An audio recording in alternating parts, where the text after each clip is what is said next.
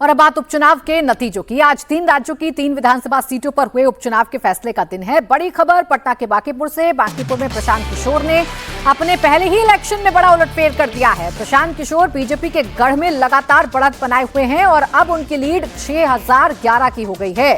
बांकीपुर में 10 राउंड की गिनती पूरी हो चुकी है। प्रशांत किशोर ने यहां पहले ही राउंड से बढ़त बना ली थी, जो कि अब तक कायम है। बांकीपुर सीट बीजेपी के लिए नाक का सवाल है। ये सीट बीजेपी अध्यक्ष नितिन नवीन के इस्तीफे के बाद खाली हुई है। ऐसे में अगर प्रशांत किशोर यहां से जीत जाते हैं तो ये भी बीजेपी के लिए बहुत बड़ा झटका होगा। पहले ही राउंड से प्रशांत किशोर ने बढ़त बनाई है और हर राउंड में प्रशांत किशोर की बढ़त अब बढ़ती जा रही है। अब तकरीबन 6000 वोटों से प्रशांत किशोर आगे चल रहे हैं। यानी कि पहले ही चुनाव में ये प्रशांत किशोर का पहला चुनाव है। वो चुनावी राजनीति में डेब्यू कर रहे हैं। बांकीपुर सीट से चुनाव लड़कर पहले ही चुनाव में अगर प्रशांत किशोर जीत जाते हैं तो अपने आप में प्रशांत किशोर की राजनीति का एक नया उदय होगा, क्योंकि विधानसभा चुनावों में प्रशांत किशोर की पार्टी जनसुराज कुछ खास कमाल नहीं कर पाई थी। तब ऐसा लगा था कि अब प्रशांत किशोर की राजनीति समाप्त हो जाएगी, लेकिन बांकीपुर से ताल ठोककर प्रशांत किशोर ने एक बार फिर बताया कि एक नया विकल्प बिहार में बनने के लिए तैयार है।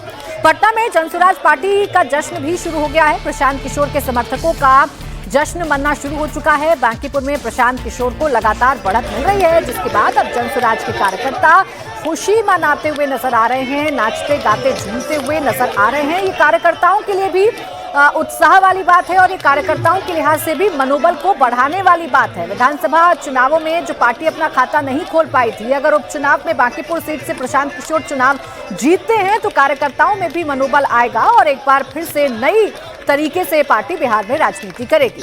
अब बात मध्य प्रदेश की भी कर लेते हैं। मध्य प्रदेश के दतिया में बीजेपी पीछे चल रही है। दतिया में कांग्रेस के घनश्याम सिंह आगे चल रहे हैं। 6 राउंड में घनश्याम सिंह ने 1786 वोट से बढ़त बना ली है। दतिया में बीजेपी के आशुतोष तिवारी पीछे चल रहे हैं।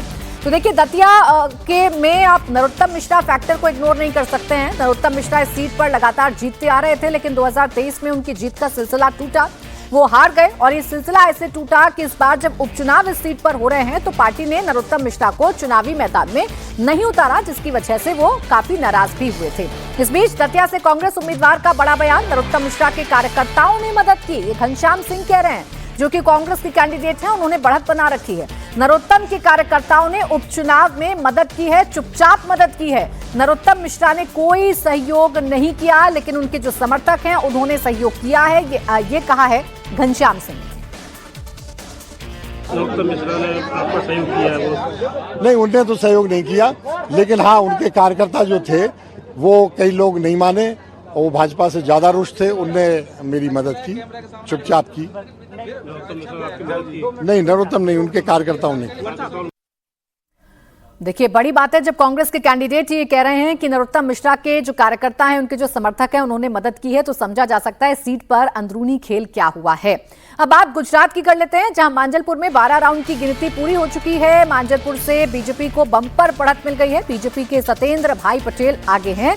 सत्येंद्र भाई पटेल 19,368 वोट से आगे चल रहे हैं। तो इस सीट पर भारतीय जनता पार्टी के कैंडिडेट आगे चल रहे हैं और बढ़त अब 19,000 की हो गई है। तो जाहिर बात माना जा सकता है कि इस सीट पर बीजेपी की जीत अब निश्चित है।